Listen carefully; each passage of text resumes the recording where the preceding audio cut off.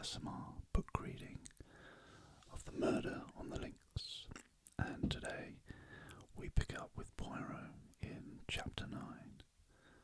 Monsieur Giraud Finds Some Clues. In the salon, I found the examining magistrate busily interrogating the old gardener, Auguste. Poirot and the commissary, who were both present, greeted me respectfully with a smile and a polite bow. I slipped quietly into a seat. Monsieur Hortet was painstaking and meticulous in the extreme, but did not succeed in eliciting anything of importance. The gardening gloves Auguste admitted to be his. He wore them when handling a certain species of primula plant which was poisonous to some people. He could not say when he had worn them last. Certainly he had not missed them. Where were they kept? Sometimes in one place, sometimes in another. The spade was usually to be found in the small tool shed. Was it locked? Of course it was locked. Where was the key kept? Parbleu, it was in the door, of course. There was nothing of value to steal.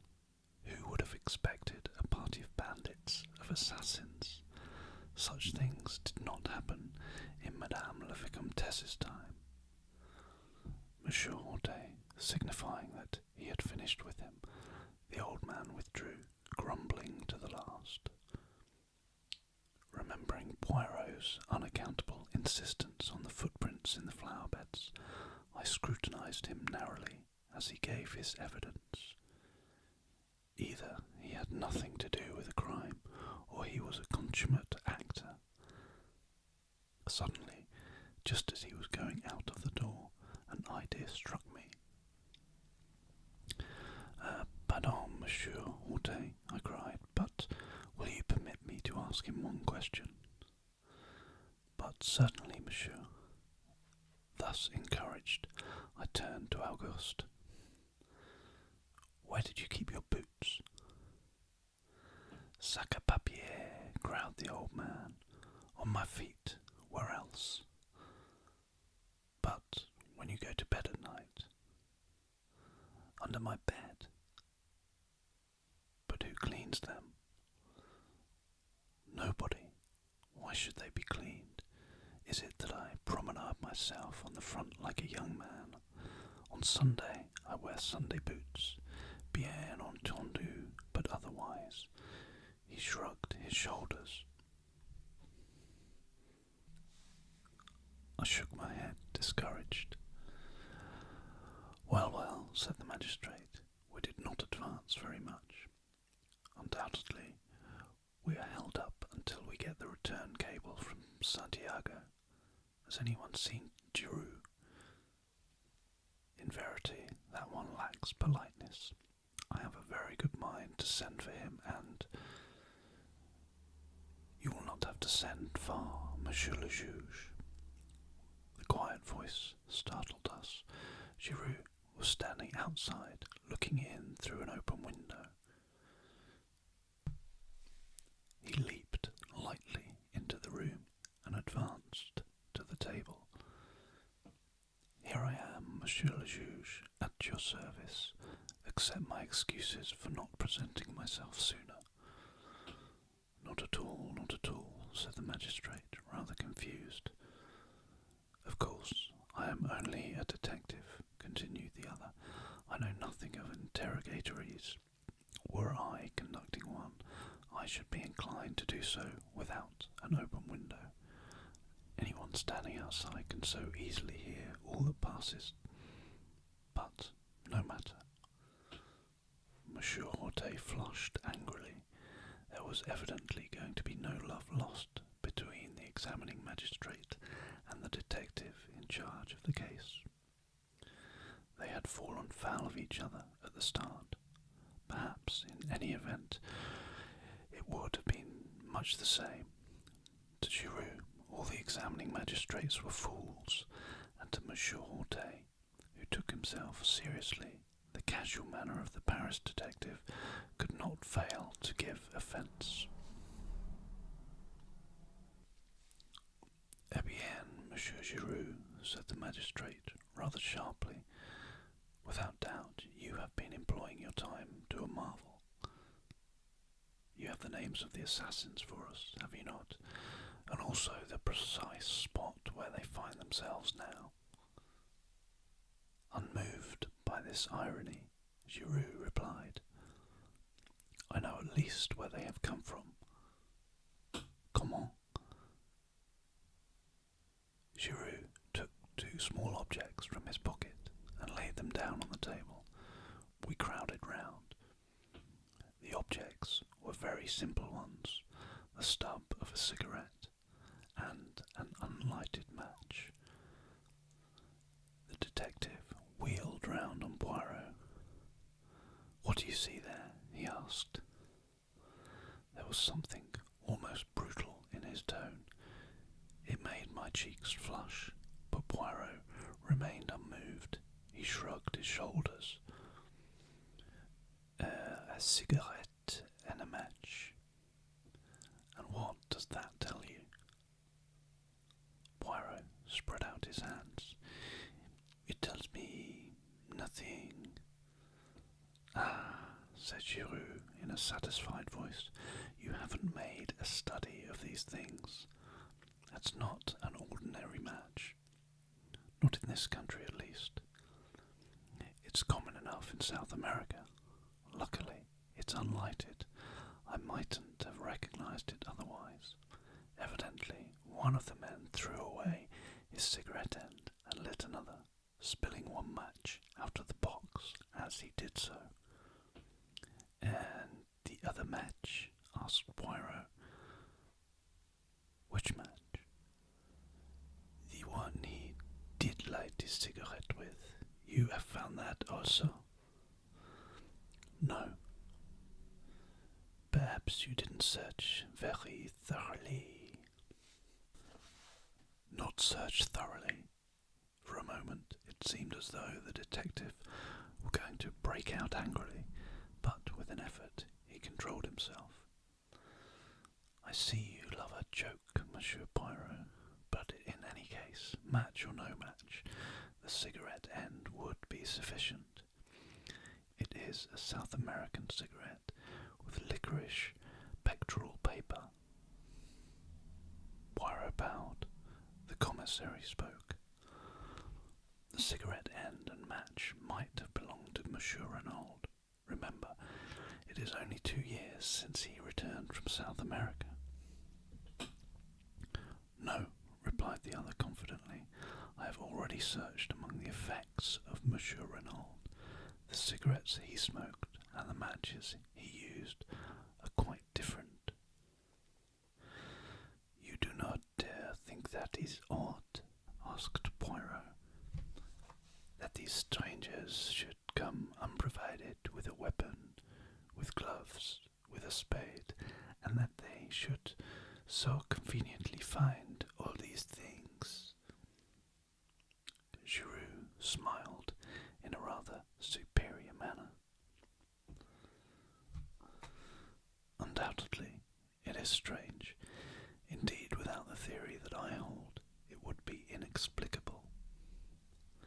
"Aha," said Monsieur Hortet, an accomplice within the house." "Or outside it," said Giraud with a peculiar smile. "But someone must have admitted them. We cannot allow that. By an unparalleled piece of good fortune, they found the door ajar for them to walk in." "D'accord, Monsieur le Juge. The door was opened for them, but it could just as easily be opened from the inside by someone who possessed a key." "But who did possess a key?" Giraud shrugged his shoulders. "As for that, no one who possesses one is going to admit the fact if they can help it. But several people might have had one. Monsieur Jacques Renaud, the is true that he is on his way to South America, but he might have lost a key or had it stolen from him. Then there's the gardener. He has been here for many years. One of the younger servants may have a lover. It is easy to take an impression of a key and have one cut. There are many possibilities. Then there is another person who, I should judge, is exceedingly likely to have such a thing in her keeping. Who is that? Madame Dubreuil, said the detective dryly. Hey, said the magistrate, his face falling a little. So, you have heard about that, have you? I hear everything, said Giraud imperturbably. There is one thing I could swear you have not heard, said Monsieur Hortet, delighted to be able to show some superior knowledge, and without more ado, he retailed the story of the mysterious visitor the night before. He also touched on the cheque made out to Devine, and finally handed Giraud the letter signed Bella. Giraud listened in silence, studied the letter attentively, and then handed it back. All very interesting, Monsieur le Juge, but my theory remains unaffected. And your theory is? For the moment, I prefer not to say. Remember, I am only just beginning my investigations. Tell me one thing, Monsieur Giraud, said Poirot suddenly. Your theory allows for the door being opened. It does not explain why it was left open. When they departed, would it not have been natural for them to close it behind them?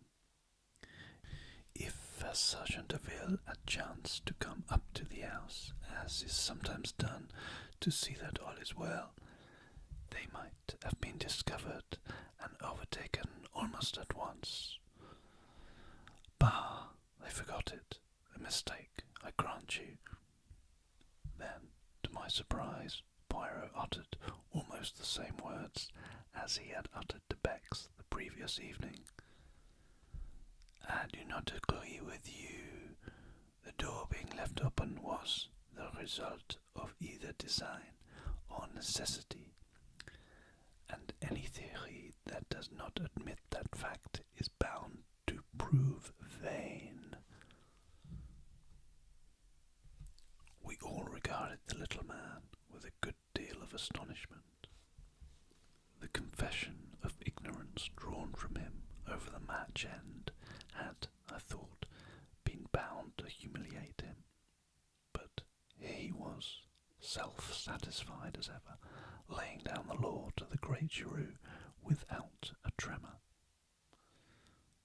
The detective twisted his moustache, eyeing my friend in a somewhat bantering fashion. You don't agree with me, eh? Well, what strikes you particularly about the case? Let's hear your views. One thing presents itself to me as being significant. Tell me, Monsieur Giraud, does nothing strike you as familiar about this case? Is there nothing it reminds you of? Familiar. Reminds me of... I can't say offhand. I don't think so, though. You are wrong, said Poirot quietly. A crime almost precisely similar has been committed before. When and where? That unfortunately I cannot for the moment remember, but I shall do. I had hoped you might be able to assist me. Giraud snorted incredulously. There have been many affairs of masked men. I cannot remember the details of them all. These crimes all resemble each other, more or less. There is such a thing as individual touch. Poirot suddenly assumed his lecturing manner and addressed us collectively. I am speaking to you now of the psychology of crime. Monsieur Giraud knows quite well that each criminal has his particular method, but that the police, when called in to investigate, say, a case of a burglary, can often make a shrewd guess as to the offender simply by the peculiar method he has employed. Chappe would tell you the same, Hastings. Man is an unoriginal animal. Unoriginal within the law in his daily respectable life, equally unoriginal outside the law. If a man commits a crime, any other crime he commits will resemble it closely. The English murderer who disposed of his wives in succession by drowning them in their baths was a case in point. Had he varied his methods, he might have escaped detection to this day, but he obeyed the common dictates of human nature, arguing that what had once succeeded would succeed again, and he paid the penalty of his lack of originality. And the point of all this, sneered Giraud, that when you have two crimes precisely similar in design and execution, you find the same brain behind them both. I am looking for that brain, Monsieur Giraud, and I shall find it. Here we have a true clue, a psychological clue. You may know all about the cigarettes and match ends, Monsieur Giraud, but I, Hercule Poirot, know the mind of man. And the ridiculous little fellow tapped his forehead with emphasis.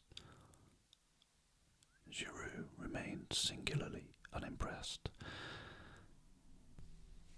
For your guidance, continued Poirot, I will also advise you of one fact which might fail to be brought to your notice. The wristwatch of Madame Renaud on the day following the tragedy had gained 2 hours. It might interest you to examine it. Giraud stared. Perhaps it was in the habit of gaining. As a matter of fact, I am told it did. Eh bien, then. All the same, 2 hours is a good deal, said Poirot softly. Then there is the matter of the footprints in the flower bed. He nodded his head towards the open window. Giraud took 2 eager strides and looked out. This bed here? Yes. But I see no footprints. No, said Poirot, straightening a little pile of books on a table. There are none. For a moment, an almost murderous rage obscured Giraud's face. He took 2 strides towards his tormentor, but at that moment the salon door was opened, and Marchot announced, Monsieur Stoner, the secretary, has just arrived from England. May he enter?